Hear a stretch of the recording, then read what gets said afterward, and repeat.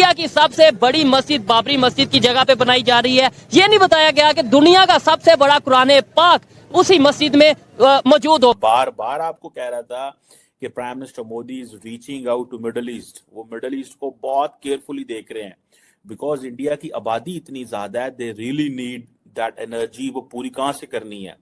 Then India को वहां पे जो जॉब्स मिलती हैं, ठीक है, डियास्पोरा वहां चाहिए, वहां पे स्किल्ड लोग चाहिए, आईटी वाले लोग। दुश्मनों का इस्लाम दुश्मन मुल्क जिसे हम लोग कहते हैं, पे जुल्म जिधर होता है, जी हाँ, कहा ये जाता है। जी हाँ, जिसे हम कहते हैं कि यार सबसे ज्यादा जालिम अगर कोई है ना मुसलमानों को लेके, तो वो हिंदुस्तान है, इंडियन कंट्रीज है, ये किधर मुसलमानों पे जुल्म होता है। आज उस जालिम मुल्क के बीच में इमाम काबा तशरीफ लेके आ रहे हैं। आज उस जालिम मुल्क के बीच में भाईजान इंडिया की, भारत की हिस्ट्री की सबसे बड़ी मस्जिद बनने जा रही है। सऊदी ने बहुत अहम फैसला लिया है, अनाउंसमेंट की है, कोशिश कर रहा है कि 2030 तक 7.5 मिलियन इंडियंस सऊदिया आए। 7.5 मिलियन इंडियन ट्रैवलर्स सऊदिया के अंदर है। और सबसे बड़ी बात यह है कि भारतीयों के लिए अनलिमिटेड वीजास कर दिए गए हैं।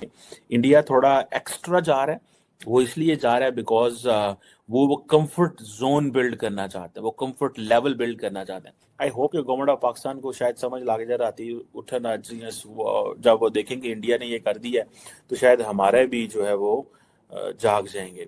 जब से ये जो उनके वलीअहद आए हैं, तो उन्होंने मोहम्मद बिन सलमान, हाँ, उन्होंने इस चीज़ की प्रेफरेंस जो है इसको पीछे छोड़ के ही अपने मुल्क को पीछे छोड़ा।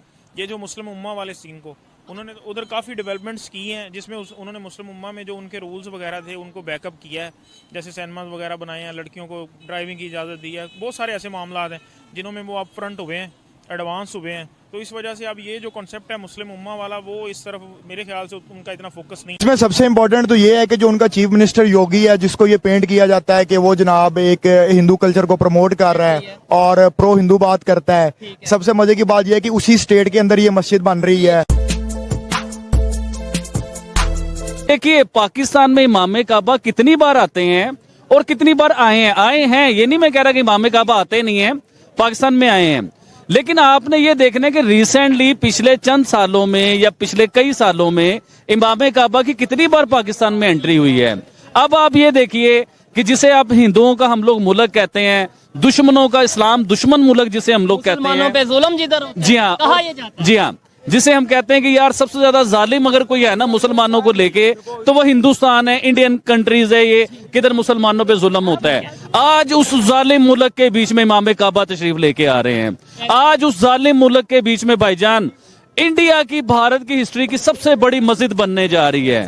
फिर उसमें एक रिकॉर्ड बनेगा कि दुनिया का सबसे बड़ा कुरान पाक उस मस्जिद में रखा जाएगा। कौन रहा है उन्हें जो सा इंडिया के विजिट के लिए बीजेपी के ही एक जो से मेंबर हैं वो बुला रहे हैं। दिलशाद भाई, आप इस पे क्या कहना चाहेंगे? आबिद भाई तो बहुत खरी बात करते हैं और बड़ी मतलब यह है कि जज्बात में आके बड़ी बड़ी स्टेटमेंट दे जाते हैं। आप क्या कहना चाहेंगे ये सारे टॉपिक के हवाले से? इसमें सबसे इम्पोर्टेंट तो ये है कि जो उनका चीफ मिनिस्टर योगी है, जिसको ये पेंट किया जाता है कि वो जनाब एक हिंदू कल्चर को प्रमोट कर रहा है और प्रो हिंदू बात करता है। सबसे मजे की बात यह है कि उसी स्टेट के अंदर ये मस्जिद बन रही है और सबसे बड़ी इंडिया की मस्जिद बन रही है। और मेरा नहीं ख्याल कि पाकिस्तान में इतनी बड़ी मस्जिद बनी होगी।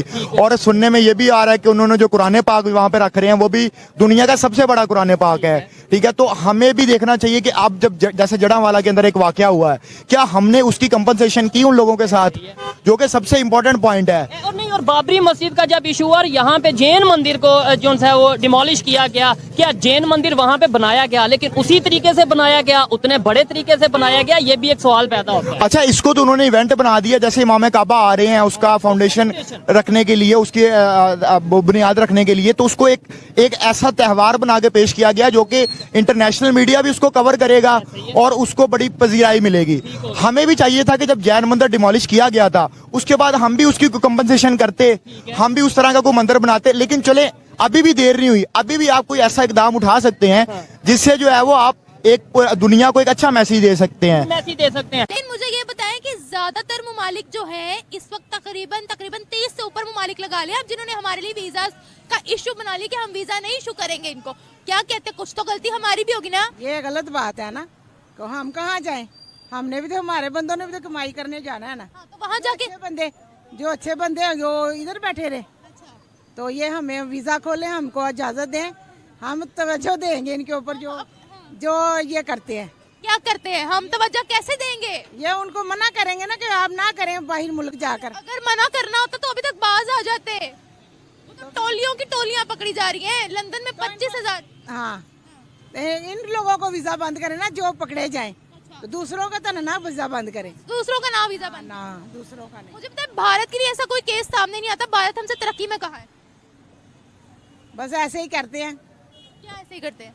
तरक्की में कुछ भी नहीं है, हम पाकिस्तान से ज्यादा है तरक्की में। हमारे यहाँ कौन सी तरक्की है जो भारत में नहीं है, जरा बताइएगा। इतना नहीं मुझे पता। इतना नहीं पता।